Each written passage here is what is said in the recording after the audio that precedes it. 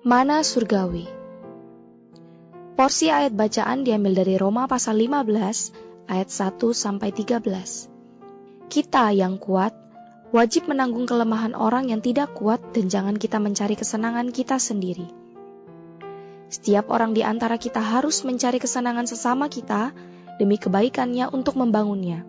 Karena Kristus juga tidak mencari kesenangannya sendiri, tetapi seperti ada tertulis, kata-kata cercaan mereka yang mencerca engkau telah mengenai aku. Sebab segala sesuatu yang ditulis dahulu telah ditulis untuk menjadi pelajaran bagi kita, supaya kita teguh berpegang pada pengharapan oleh ketekunan dan penghiburan dari kitab suci. Semoga Allah yang adalah sumber ketekunan dan penghiburan mengaruniakan kerukunan kepada kamu sesuai dengan kehendak Kristus Yesus, sehingga dengan satu hati dan satu suara kamu memuliakan Allah dan Bapa Tuhan kita Yesus Kristus. Sebab itu terimalah satu akan yang lain, sama seperti Kristus juga telah menerima kita untuk kemuliaan Allah.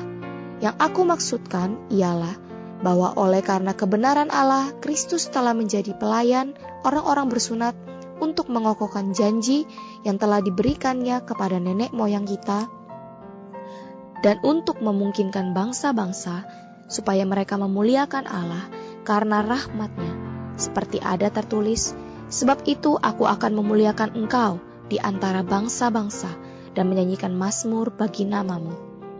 Dan selanjutnya, bersukacitalah hai bangsa-bangsa dengan umat-Nya, dan lagi, pujilah Tuhan, hai kamu semua bangsa-bangsa, dan biarlah segala suku bangsa memuji Dia.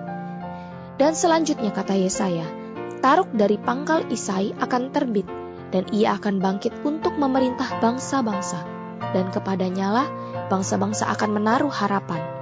Semoga Allah sumber pengharapan memenuhi kamu dengan segala sukacita dan damai sejahtera dalam iman kamu, supaya oleh kekuatan Roh Kudus kamu berlimpah-limpah dalam pengharapan. Saudara-saudari, pagi ini kita membaca Roma pasal 15 ayat 1-13 yang menyajikan tentang pengubahan atas hal menyambut kaum beriman menurut Kristus. Paulus sangat bijaksana. Bagian ini dimulai dengan penerimaan kaum beriman yang dilakukan orang Yahudi yang agamawi menurut konsepsi doktrina, dan diakhiri dengan penerimaan kaum beriman menurut Kristus. Kita tidak boleh menurut konsepsi doktrinal, melainkan menurut Kristus semata. Dalam hal menerima kaum beriman, kita wajib menanggung kelemahan orang yang lemah dan tidak mencari kesenangan sendiri. Tuhan Yesus senantiasa menanggung kelemahan setiap orang berimannya dan tidak mencari kesenangannya sendiri. Maka dalam menerima kaum beriman, kita pun wajib seperti Tuhan, tidak mencari kesenangan diri sendiri, melainkan menanggung kelemahan orang lain. Kita harus membuat orang lain senang, supaya mereka terbangun di dalam tubuh. Kita tidak perlu menyenangkan orang untuk tujuan yang lain, tetapi untuk sasaran ini kita harus membayar harga. Kristus tidak mencari kesenangannya sendiri. Ia menyenangkan Bapa dengan menanggung segala cercaan orang yang ditujukan kepada Allah. Demikian juga kita tidak boleh mencari kesenangan diri sendiri. Kita harus mencari kesenangan sesama kita melalui menanggung kelemahan mereka, agar mereka dapat dibangun di dalam tubuh Kristus. Sebab segala sesuatu yang ditulis dahulu telah ditulis untuk menjadi pelajaran bagi kita, supaya kita teguh berpegang pada pengharapan oleh ketekunan dan penghiburan dari kitab suci. Semoga Allah sumber ketekunan dan penghiburan mengaruniakan kerukunan kepada kamu sesuai dengan kehendak Kristus Yesus. Frase segala sesuatu yang ditulis dahulu ditujukan pada perkara Kristus yang dikutip dalam ayat 3. Dan itu adalah untuk mengajar kita supaya kita memiliki ketekunan dan penghiburan dengan pengharapan. Dalam Alkitab, semua catatan yang membicarakan Kristus tentu penuh dengan ajaran. Jika kita menerima ajaran itu, kita akan beroleh suplai ketekunan dan penghiburan Kristus, sehingga kita beroleh pengharapan. Dalam menerima kaum beriman, kita perlu ketekunan dan penghiburan dengan pengharapan seperti itu. Kita harus sabar menanggung kelemahan orang yang kita terima. Kita juga perlu terdorong dengan pengharapan supaya mereka bertambah baik dan diteguhkan dalam iman oleh kasih karunia Tuhan. Dalam menerima kaum beriman yang lemah, kita harus sadar bahwa Allah kita adalah sumber ketekunan dan penghiburan yang dapat membuat kita bisa menerima kelemahan orang lain dengan segala kesabaran dan terdorong atau terhibur dengan apa yang dapat dilakukannya atas diri orang lain oleh kasih karunia-Nya. Jika kita memperoleh penghiburan Allah yang demikian, kita pun dapat rukun atau saling sepikir sesuai dengan Kristus Yesus, bukan sesuai dengan yang lain. Karena hanya ada satu Kristus Yesus. Jika kita semua berbuat menurut Kristus, kita pasti dapat saling sepikir. Tetapi kalau pikiran kita menuruti ajaran-ajaran, konsepsi-konsepsi, karunia-karunia, praktek-praktek agamawi, atau perkara-perkara lain yang semacam itu, kita akan terpecah belah. Satu-satunya jalan agar kita saling sepikir ialah menurut Kristus. Kalau kita menerima kaum beriman menurut ajaran, konsepsi, karunia, atau praktek-praktek agamawi lainnya, kita tidak perlu ketekunan atau penghiburan dengan pengharapan. Akan tetapi, jika kita ingin menerima semua orang beriman menurut Kristus, kita perlu ketekunan dan penghiburan dengan pengharapan yang akan disuplaikan oleh Allah, sumber ketekunan dan penghiburan dengan pengharapan. Asalkan kita memelihara kesatuan dan pembangunan tubuh. Kita harus mempunyai satu pikiran, yaitu pikiran yang sama. Jika demikian, tentu kita dapat seia sekata dan sekonsepsi. Walau ada banyak orang beriman, namun hanya ada satu mulut. Kapan saja kita sehati, tentu dapat seragam dalam berkata-kata. Karena itu kita dapat dengan satu hati dan satu mulut memuliakan Allah Bapa Tuhan kita Yesus Kristus. Kristus adalah Allah yang ada di atas segala sesuatu dan Allah yang harus dipuji sampai selama-lamanya. Hal ini adalah menurut kealahannya. Tetapi di sini dikatakan bahwa Allah adalah Allah Tuhan kita Yesus Kristus. Hal ini ialah menurut keinsanian Kristus. Menurut kealahannya, Ia adalah Allah yang ada di atas segala sesuatu dan Allah yang harus dipuji sampai selama-lamanya. Sedang menurut keinsaniannya, Allah adalah Allahnya. Dalam perkara menerima kaum beriman, jika kita bersikap menurut Tuhan Yesus, kita akan memuliakan Allah seperti yang dilakukannya. Ayat 7, sebab itu terimalah satu akan yang lain, sama seperti Kristus juga telah menerima kita untuk kemuliaan Allah. Kedua ayat ini dijajarkan bersama-sama dengan pasal 14 ayat 3, terbuktilah bahwa penerimaan Kristus adalah juga penerimaan Allah. Yang diterima Kristus juga diterima Allah. Kristus menerima kita sehingga Allah dipermuliakan. Maka penerimaan kita terhadap kaum beriman harus berdasarkan penerimaan Allah dan Kristus. Jangan berdasarkan hal-hal lainnya.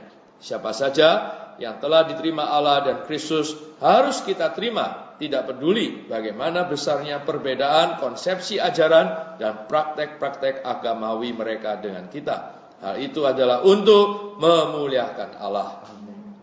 Karena kebenaran Allah, Kristus menjadi pelayan orang-orang yang bersunat, orang Yahudi. Dan Ia pun menjadi pelayan orang bukan Yahudi. Agar orang bukan Yahudi dapat memuliakan Allah karena rahmat-Nya. Kristus itu Al-Muhid. Ia untuk orang Yahudi, juga untuk orang bukan Yahudi. Bagi orang Yahudi, Allah adalah sang benar. Tetapi bagi orang bukan Yahudi, Allah penuh rahmat. Karena itu kita orang bukan Yahudi wajib memuji Allah agar Allah memperoleh kemuliaan dalam rahmat-Nya. Meskipun Kristus adalah akar Isai, sumber leluhur orang Yahudi, Ia akan memerintah bangsa-bangsa dan mereka akan menaruh harapan kepadanya. Di sini kita nampak kealmuhitan Kristus. Ia adalah akar Isai, berarti Ia menjadi suplai orang Yahudi. Menurut Roma 11, Ia menjadi akar, berarti Ia adalah sumber dan suplai orang Yahudi. Di kemudian hari, akar Isai ini akan bangkit untuk memerintah bangsa-bangsa. Maka Ia menyuplai orang Yahudi dan menaungi orang bukan Yahudi. Oleh karena Ia menjadi akar orang Yahudi dan pemerintah penaung orang bukan Yahudi, maka kedua bangsa itu telah dipersatukannya. Karena Kristus adalah akar orang Yahudi, dan menaungi orang bukan Yahudi, maka kedua bangsa itu telah dirangkulnya sehingga menjadi satu tubuh, satu manusia baru, yakni gereja.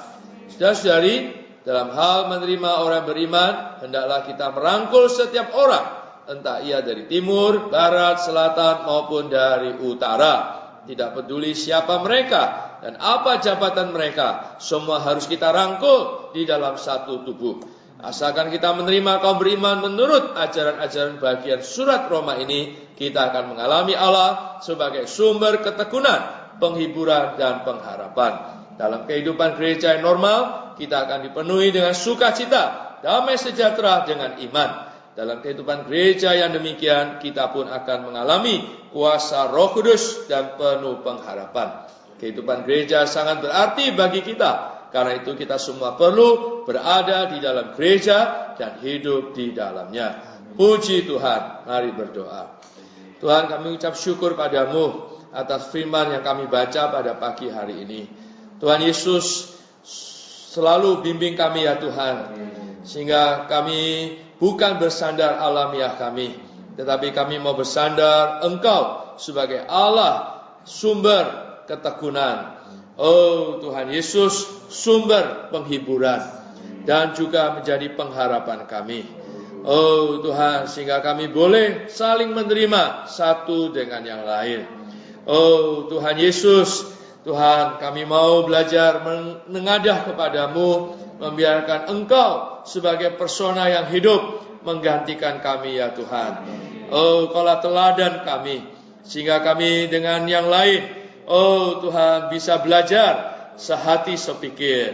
Oh Tuhan Yesus, sehingga kami juga memiliki satu mulut untuk memuliakan Engkau.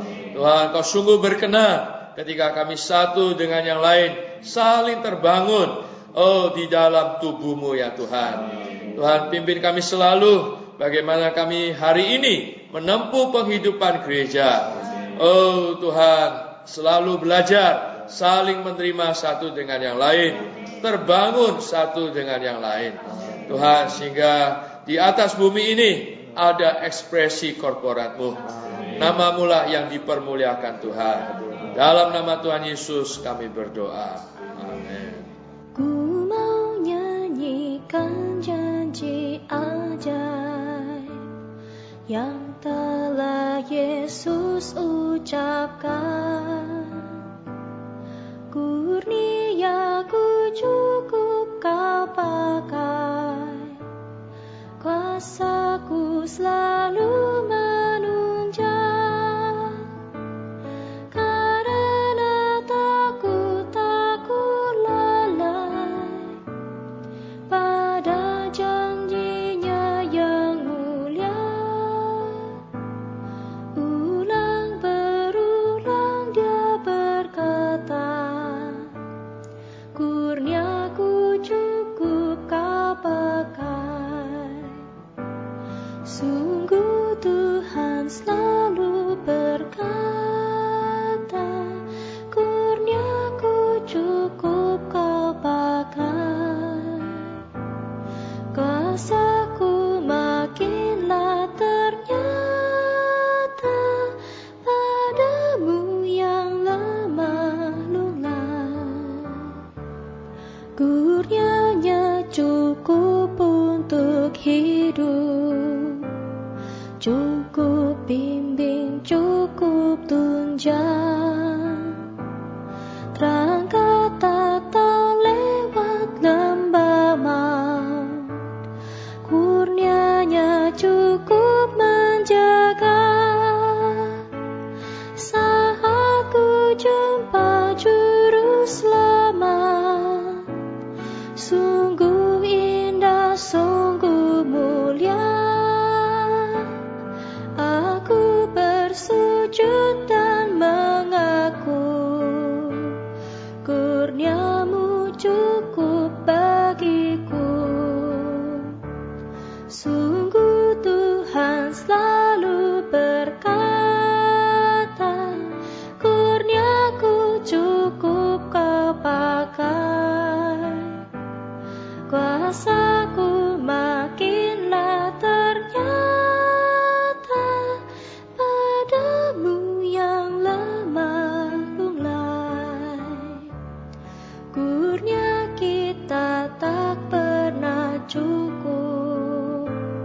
yang cukup hanya kurnia-Nya. Kurnia kita sekejap lewat,